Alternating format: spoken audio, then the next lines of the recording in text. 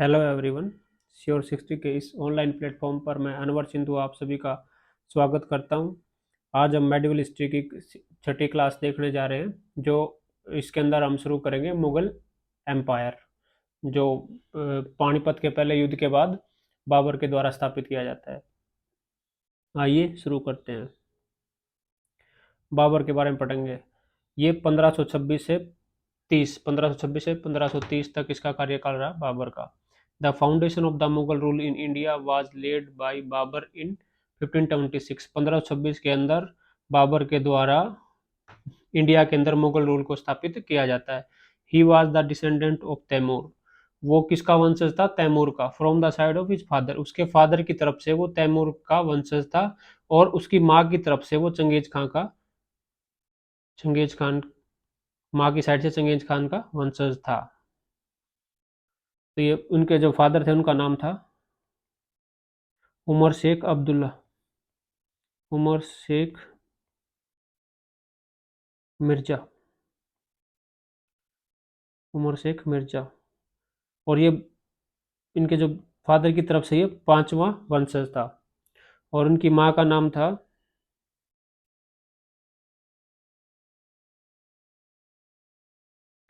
कुतलुग Nigar Khanam, कुतलुग Nigar Khanam.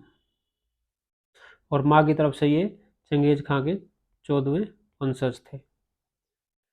Babar defeated Ibrahim Lodi in the first battle of Panipat on 21 April 1526। Babur ने इब्राहिम लोदी को पानीपत के पहले युद्ध के अंदर हराया था कि 21 तारीख 1526 के अंदर।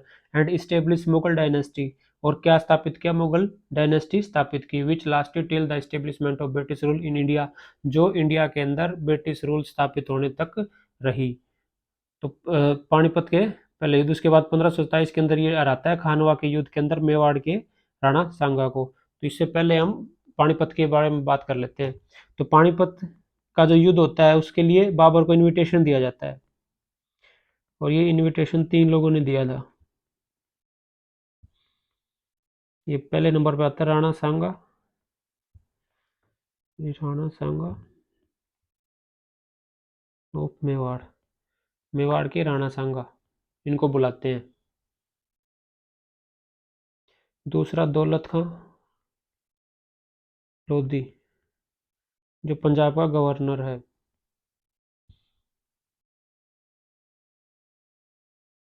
Governor of Punjab.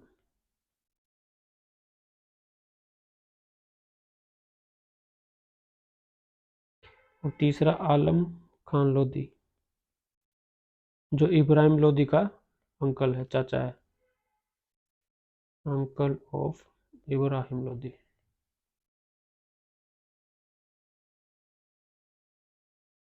ये तीनों अपने अपने हिसाब से बाबर को इनविटेशन देते हैं, क्योंकि ये चाहते थे कि बाबर यहाँ आए और दिल्ली की गद्दी के ऊपर अटैक करे, और उसके बाद अब मैं वो गद्दी सौंप के वापस चला जाए। यहाँ से जो लूट के लेके जाना वो लूट के ले जाए, और उसके अलावा भी उसको राज खजाने से जो भी मांगेगा वो दे देंगे, लेकिन दिल्ली की गद्दी हमें सौंप के चला जाए। लेकिन ऐसा नहीं हुआ। इनकी उम्मीदों के ऊपर उस बाबर ने पानी फेर दिया। जैसे ही बाबर यहाँ अटैक करता और यहाँ अपना रूल वो स्थापित कर लेता अपनी डायनेस्टी, और यहीं से रूल करना डिसाइड करता है कि मैं यहीं पे यहाँ का सुल्तान बन के रहूंगा।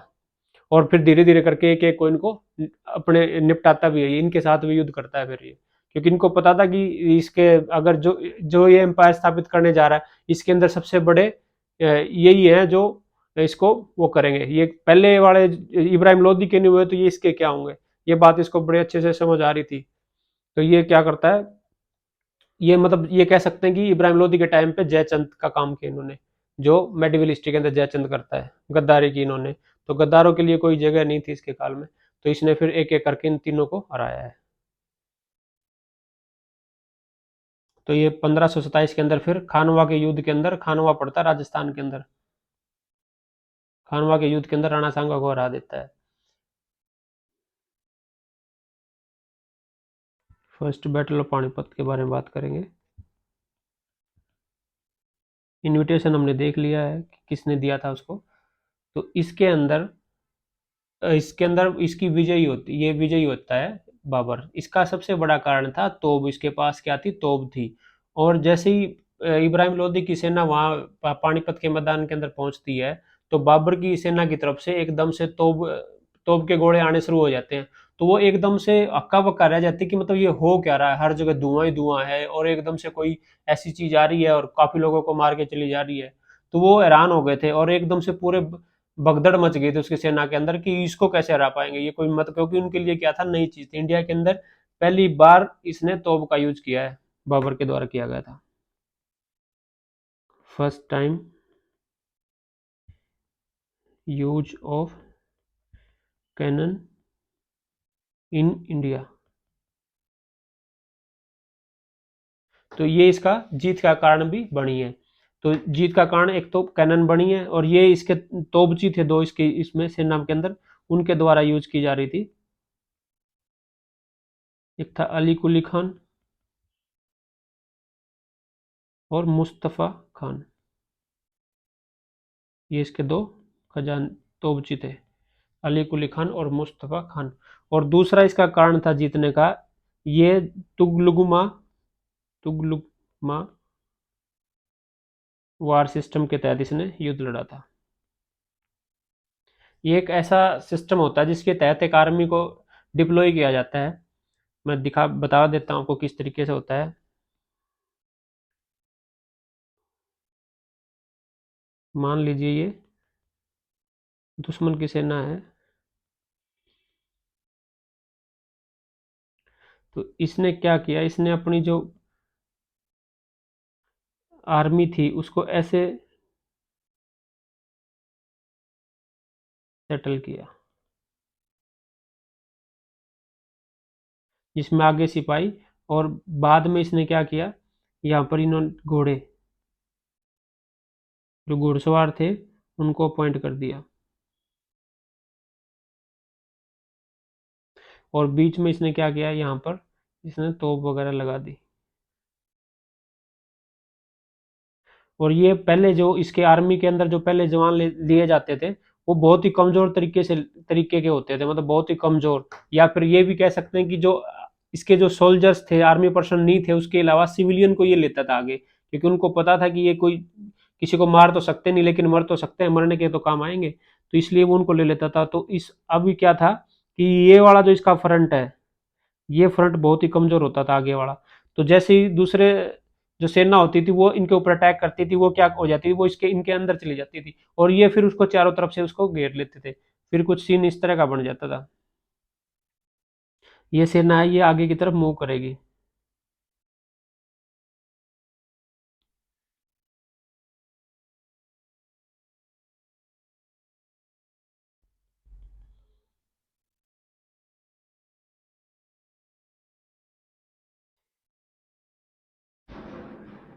और ये बाबर की सेना थी।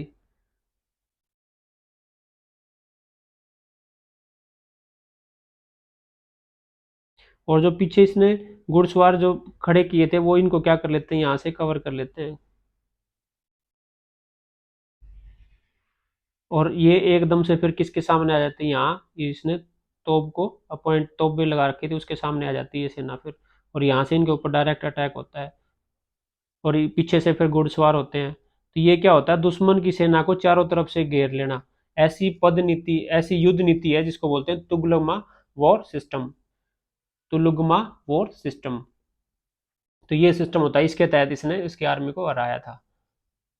और इसने क्या किया था, जैसे जो तोप थी उसके आगे जैसे ये तोप खड़ी है, ताकि दुश्मन की सेना यहाँ पर पहुंच के खुद तोप को ना हथिया ले, तो उससे आगे इसने क्या कर दी थी, एक नाली बना दी थी, एक मतलब कह सकते हैं एक नदी की तरह एक नाला सा खोद के बना दिया था, ताकि दुश्मन की सेना यहाँ अगर पहुंच भी जाती है तो तोप को अपनी तरफ ना लेके जा पाए। तो ऐसा सिस्टम बना दिया था। तो ये दो कारण थे इसका पानीपत के अंदर विजयी होने के।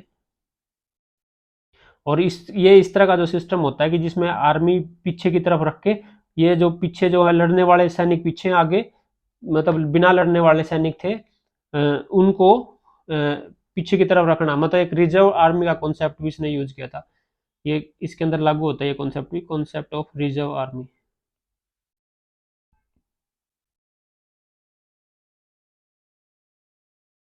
ये कुछ इस तरह का सिस्टम था जैसे बाहुबली फिल्म के अंदर दिखाया गया, जो कटप्पा बाहुबली फिल्म के अंदर जो आगे वो बनाता है ना, एक दीवार सी बनाता है जिससे दुश्मन को लगे कि उनका जो दरबार है या उनका जो महल है यही है, मतलब जो है वो आर्टिफिशियली बनाया गया था आगे की तरफ, जबकि वो एक लाइन थी बस सिपाहियों की, वो ऐसे बनाया जाता है।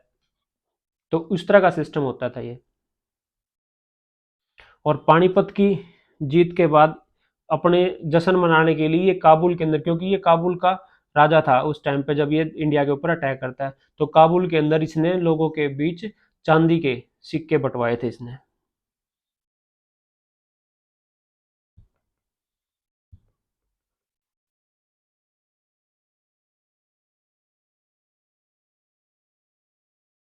विक्ट्री के बाद इसने सिल्वर कॉइन्स बंटवाए थे काबुल के अंदर।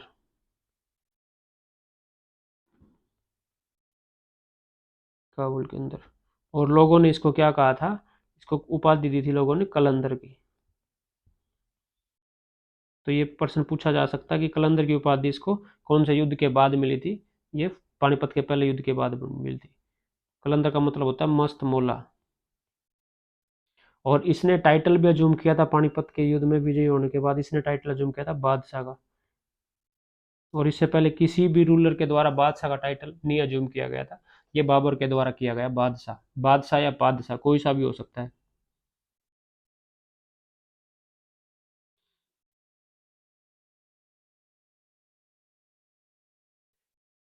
और उसके बाद जो सेकंड युद्ध लड़ता है 1527 के अंदर, ये इसका 1526 से 30 के बीच में इसने हर साल ही एक युद्ध लड़ा है।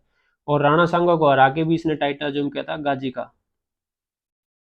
टाइटल अज्यूम किया था इसने गाजी का।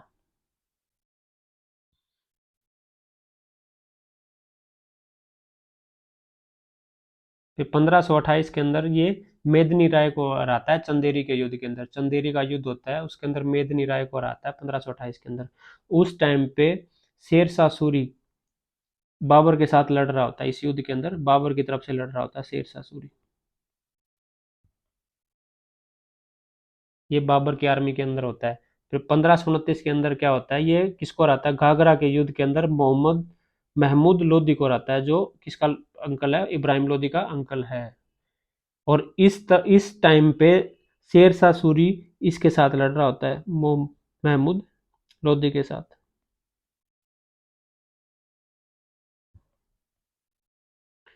शेरशाह सूरी एक बहुत ही बड़ा योद्धा था कह सकते हैं, मतलब फाइटर था।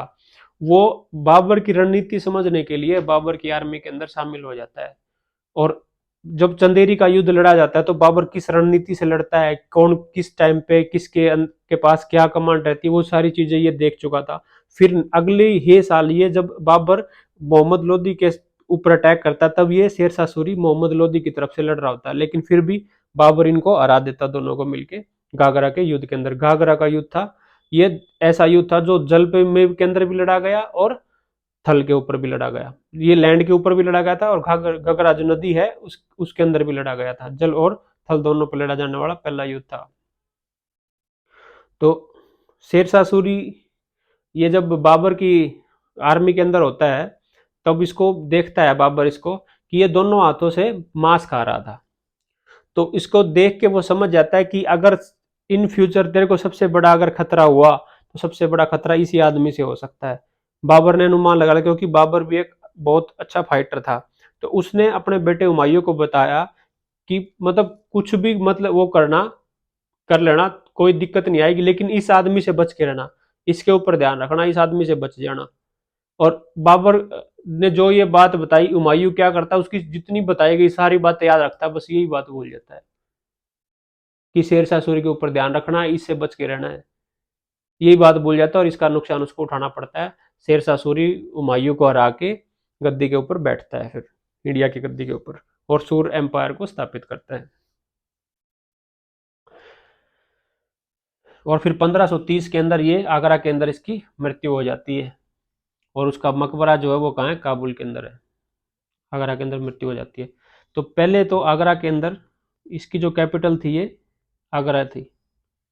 बाबर की जो कैपिटल थी आगरा थी। और ये बाबर आगरा के अंदर इसको पहले दफनाया जाता है आराम बाग के अंदर। आराम बाग, आगरा के अंदर आराम बाग है, उसके अंदर बाबर को दफनाया जाता है। बाद में फिर उसको अपने जो इसका जो साम्राज्य था, काबुल से ये आया था, तो वहां पर इसका मकबरा फिर बनाया जाता है। बाद में काबुल दोबारा से फिर इसको काबुल के अंदर दफनाया जाता है, वहां इसका मकबरा बनाया जाता है काबुल के अंदर। और वहां जो मकबरे के पास जो बाग है, इसके अंदर मकबरा, उसको बोलते हैं बाग ए बाबर, बाग, बाग ए बाबर। और इसकी कैपिटल क्या थी? आगरा।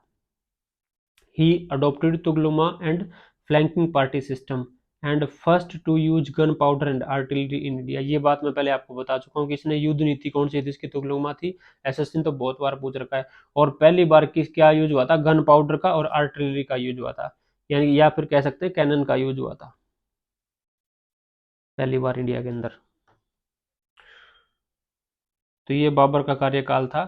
तो इसके लिए एक निमोनिक्स भी बना रखा है जिसे हम याद कर सकते हैं। जैसे 1526 के अंदर क्या होता है? बाबर आया,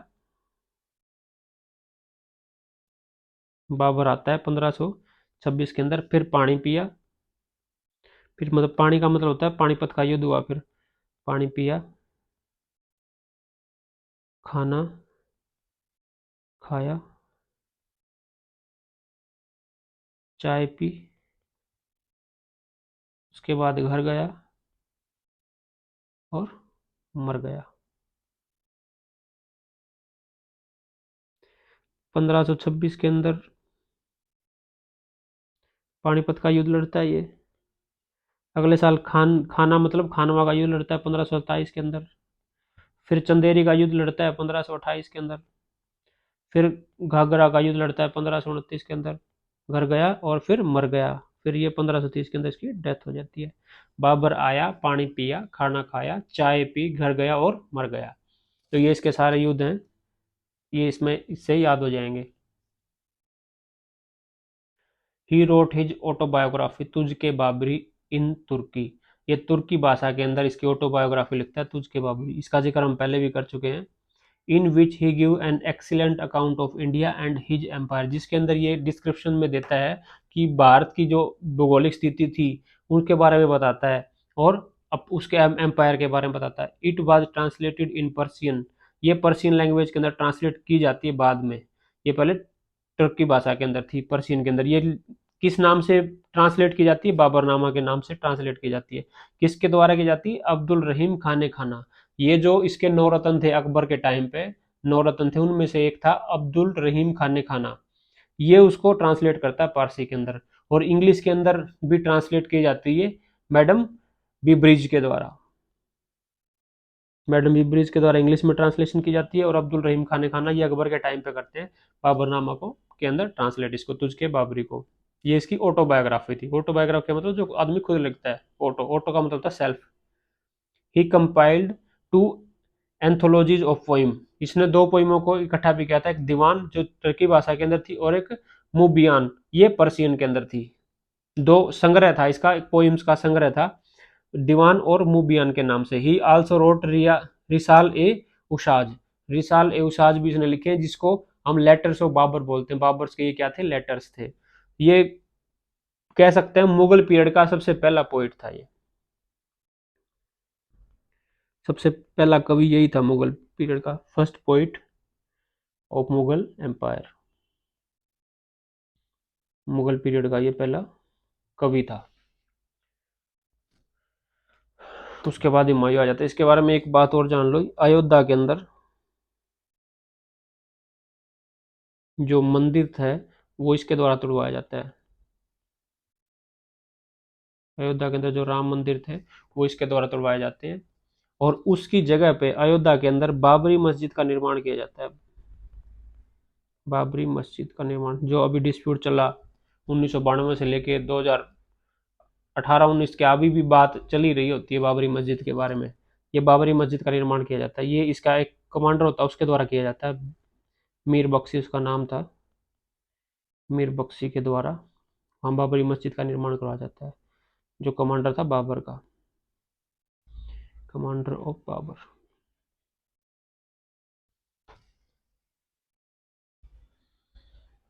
उसके बाद आ जाता है हमारा हुमायूं। हुमायूं का कार्यकाल हम दो पीरियड के अंदर जानते हैं, 1530 से 40 के बीच में, फिर 1555 से 56 के बीच। ये जो बीच के जो 15 साल हैं, इस बीच में इंडिया के ऊपर सूर्य एम्पायर स्थापित हुआ है, जो शेर शाह सूरी के द्वारा स्थापित किया गया है, सूर्य एम्पायर 15 साल के लिए। He was the son of Babur, ये बाबर का बेटा था, और इसकी माँ का नाम था महम अंगा।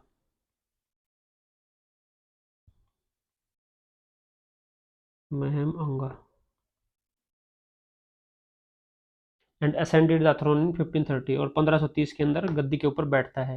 His succession was challenged by his brother, जो उसका सक्सेशन होता है, राज्याभिषेक होता है, उसके ब्रदर्स के द्वारा चैलेंज किया जाता है कि ये ठीक नहीं है, इसका कोई हक नहीं है, हम बैठेंगे ये वो। लेकिन ये फिर भी अपने भाइयों के साथ बहुत ही अच्छा व्यवहार करता है, क्योंकि इसका जो बाप था उसकी बाबर की इच्छा थी, उसने इसको कहा था कि बेटे अपने भाइयों का ख्याल रखना। तो ये क्या करता, अपना जो पूरा एम्पायर होता है उसको अकेला ना रखने की बजाय ये सारे भाइयों के अंदर उसको बराबर बांट देता है। जैसे कामरान है, कामरान को ये काबुल दे देता है, हिंदाल को दे देता है अलवर, राजस्थान का जो अलवर के आसपास का इलाका वो हिंदाल को दे देता है। अस्करी को दे देता है कंधार, कंधार का रीजन अस्करी को दे देता है, अलोंग विद अफगान, और भी कुछ जो अफगान थे उनके साथ में।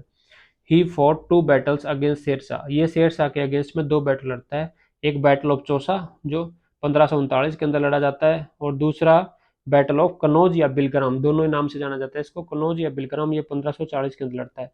And was completely defeated by him, और कम्प्लीटली क्या किया जाता है, इसको शेरशाह सूरी के द्वारा इसको हराया जाता है। ये चौसा का रीजन जो पड़ता है ये बिहार के अंदर पड़ता है, बिलग्राम भी बिहार के अंदर है। He escaped to Iran where he pass 12 year of his life in exile, जिसके अंदर ये वनवास का कार्य करता है, 12 साल तक वनवास की तरह बाहर रहता है। अच्छा, जो इसका चौसा का जो युद्ध होता है,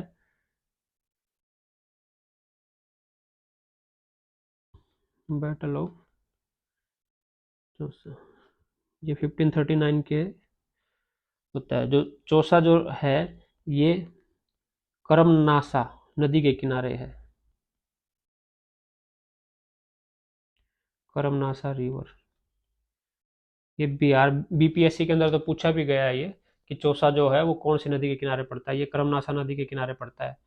तो उस टाइम पे क्या होता है कि इसकी सेना हार जाती है, और शेरशाह सूरी इसका कत्ल करने वाला होता है। तो ये अपनी जान बचाने के लिए ये क्या करता है, नदी के अंदर कूद जाता है, जंप कर देता है, क्योंकि इसको इसको पता था ही कि मतलब हो सकता है कि नदी के अंदर कूद डूबने से तो क्या पता मैं बच जाऊं और मेरी जान बच जाए, लेकिन ये शेरशाह सूरी तो मेरे को पक्का ही मारेगा। तो ये अपनी जान बचाने के लिए नदी के अंदर कूद जाता है। तो वहां नदी के अंदर एक लेदर का काम करने वाला, चमड़े का काम करने वाला एक वर्कर होता है। तो वो वहां काम कर रहा था, चमड़े का क्या किया जाता है, चमड़े को गीला किया जाता है, उसके बाद पत्थर के ऊपर उसको मारा जाता है, फिर उसको गीला करना पड़ता है, फिर पत्थर के ऊपर मारा जाता है उसको।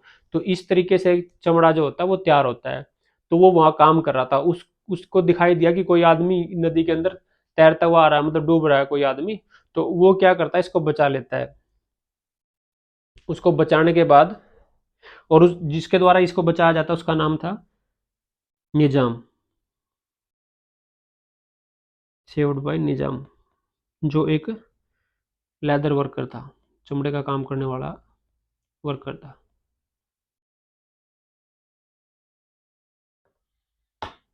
तो ये तब उसको बोलता है कि मैं ऐसे ऐसे, मेरा नाम हुमायूं है और मैं दिल्ली का सुल्तान हूँ।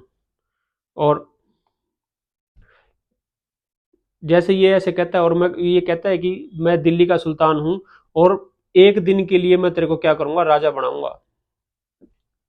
तो ये कहता है यार ठीक है, मैंने तेरी जान बचाई है, एहसान मानना है तो मान ले, नहीं मानना कोई बात नहीं, लेकिन कम से कम मेरे साथ मजाक मत कर, चुपचाप निकल जा। क्योंकि इसको यकीन नहीं होता है।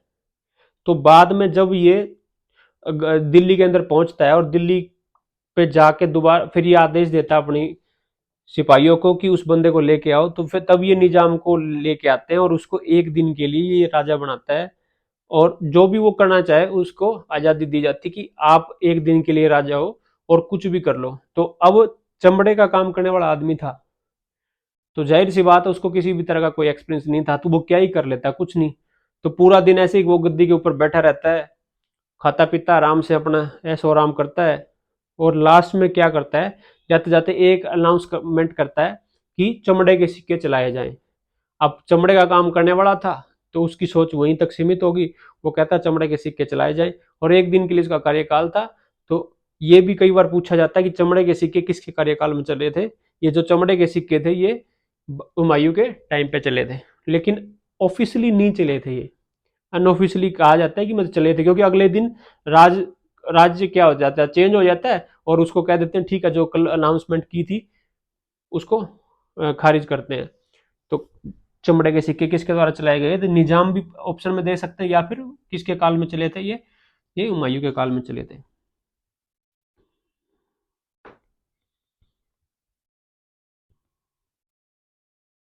कॉइन ऑफ लेदर, चमड़े के सिक्के।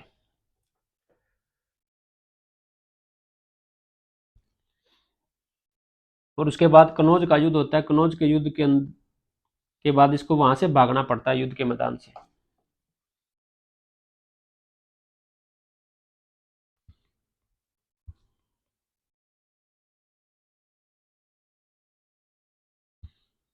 1540 के अंदर ये वहां से भाग जाता है।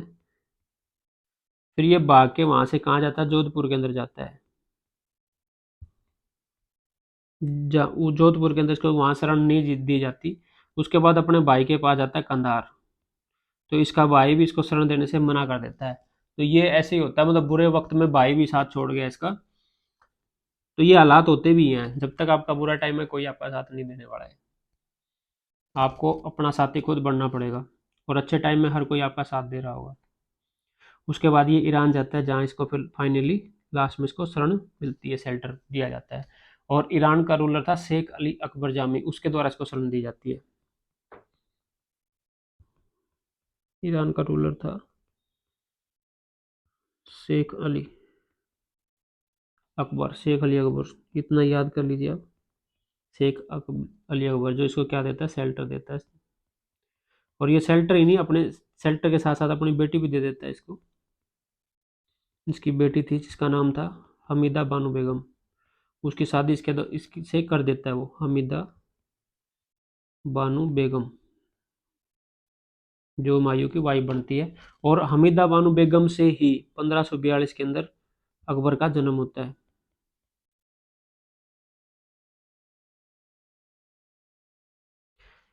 और जिस टाइम पे अकबर का जन्म होता है उस टाइम पे ये सिंध के अंदर अमरकोट के अंदर ये शेल्टर लिए हुए था, क्योंकि ये इसके यहाँ का ईरान का क्या होगा, दामाद हो गया था, तो वहां तो रह नहीं सकता।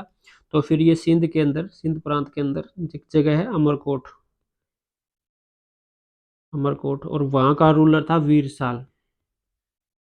उसके यहाँ शरण ले रखी होती इसने, वीर साल, जो एक हिंदू रूलर था। तो यही कारण है कि अकबर की जो परवरिश हुई है वो हिंदू परिवार के अंदर हुई है, और माँ बाप इसके मुस्लिम थे। तो इसी वजह से अकबर का जो एटीट्यूड था वो किस तरह का था, सेकुलर का, सेकुलर पर्सन के जैसा था। अकबर का सेकुलर पर्सन होने का रीजन यही था, क्योंकि वो इक्वल डिस्टेंस और एक एक जैसा उसका लगाव था हिंदू और मुस्लिम के प्रति।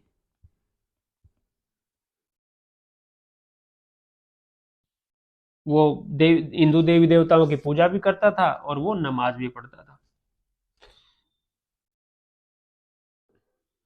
जिस टाइम पे ये सिंध के अंदर सिंध प्रांत के अंदर अमरकोट के यहाँ सेटल था, तो ये अपने फैमिली को यहाँ छोड़ के ये ईरान के रूलर के पास जाता है। और ईरान का रूलर इसको 12,000 सोल्जर्स के साथ इसकी मदद करने को तैयार हो जाता है, और 12,000 सिपाही इसको देता है, और 12,000 सिपाहियों के साथ एक ऑफिसर भी दिया जाता है जिसका नाम था बहराम शाह, बहराम खान, या बहराम शाह भी लिखा होता है, ये बहराम शाह। और इसके बाद ये सबसे पहले अपने भाइयों को सीधा करता है, ये इन सोल्जर के साथ सबसे पहले अस्करी को हराते हैं, और अस्करी को हरा के उससे कांधार का रीजन लिया जाता है। उसके बाद नंबर आता है कामरान का, काबुल लिया जाता है उससे, कामरान से। तो अब ये दोबारा से कुछ रीजन का मालिक हो गया था, जितना शुरू इसने धीरे धीरे कर दिया था, क्योंकि बीच में इसकी हालत ऐसी हो गई थी, धोबी का कुत्ता, ना घर का ना घाट का। तो ये कहीं का नहीं बचा था, ना तो इसकी दिल्ली की गद्दी बची थी, और उधर से जो इसका जो एम्पायर था वो इसने अपने भाइयों के अंदर बांट दिया था, काबुल और कंधार का, जहां से ये आए थे। तो ये कहीं का नहीं बचा था, इसके पास किसी तरह कोई वो नहीं था, इसको अपनी शरण लेनी मुश्किल हो रही थी। तो ये इनको हरा के इसके बाद यहाँ इसके पास कुछ रीजन हो जाता है, फिर ये अपने साथ अपनी फैमिली को लेके आता है। उसके बाद फिर ये जो दिल्ली के ऊपर गद्दी के ऊपर सूर जो एम्पायर था उसका जो रूलर था उसको हराता है। तो उन दोनों के बीच जो एम्पायर था दिल्ली के ऊपर, उसका रूलर था उस टाइम पे सिकंदर सूर, उसको हराता है बैटल ऑफ सरिंद। इनके बीच में युद्ध होता है बैटल ऑफ सरिंद, उसके अंदर उसको हराया जाता है 1555 के अंदर। 1555 के अंदर युद्ध होता है battle of Sirhind, battle of Sirhind. ये सरहिंद पड़ता है पंजाब के अंदर, आज भी है ये, आज भी सरहिंद के नाम से जाना जाता है इस जगह को, सरहिंद। जिसके अंदर एक तरफ हुमायूं होता है और दूसरी तरफ होता है सिकंदर सूर। तो इस युद्ध में हुमायूं की जीत होती है और सिकंदर सूर की हार। तो यहाँ पर दोबारा से फिर हुमायूं का, या फिर कह सकते हैं मुगल डायनेस्टी दोबारा से यहाँ स्थापित हो जाती है 12 साल के बाद। आफ्टर शेरशाह डेथ, शेरशाह की मृत्यु के बाद Humayun invaded India, Humayun India के ऊपर दोबारा आक्रमण करता है 1555 के अंदर, और ये युद्ध किस नाम से जाना था, बैटल ऑफ सरहिंद के नाम से। एंड डिफीटेड हिज ब्रदर्स, और उसके जो भाई हैं उनको भी हराता है। इसने कामरान और किसको हराया था, अस्करी को, अस्करी और कमरान को हराता है। He once again become the ruler of India, ये दोबारा से भारत का फिर रूलर बन जाता है। He died while climbing down the stairs of his library at Dinpanah in 1556 and was buried in Delhi. 1556 के अंदर, एक ही साल भी नहीं हुआ था, 1556 के अंदर इसने एक शहर बसाया था दिल्ली के अंदर, दीनपना। उसके अंदर पुराना किला है, दीनपना के अंदर पुराना किला, उसके अंदर एक लाइब्रेरी पड़ती है। उस लाइब्रेरी की सीढ़ियों के ऊपर ये चढ़ रहा होता है, तब इसका पैर फिसल जाता है और ये नीचे गिर जाता है, और नीचे गिरने से इसकी एन मौके पे ही मौत हो जाती है। फिर इसको वहां दिल्ली के अंदर इसको दफनाया जाता है। इसका मकबरा फिर कहाँ हो जाएगा, दिल्ली के अंदर। और जो जैसे ये मरता है इसके बारे में लेखपोल लिखते हैं, लेखपोल एक इतिहासकार है, उसने लिखा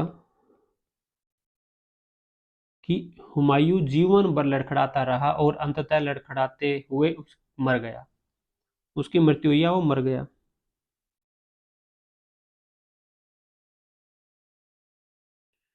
अब इस तरह की जो स्टेटमेंट होती है एसएससी तो शायद ना पूछे, लेकिन कई बार पीसीएस वगैरह में आ जाती हैं। हुमायूं जीवन भर लड़खड़ाता रहा और अंततः लड़खड़ाते हुए मर गया।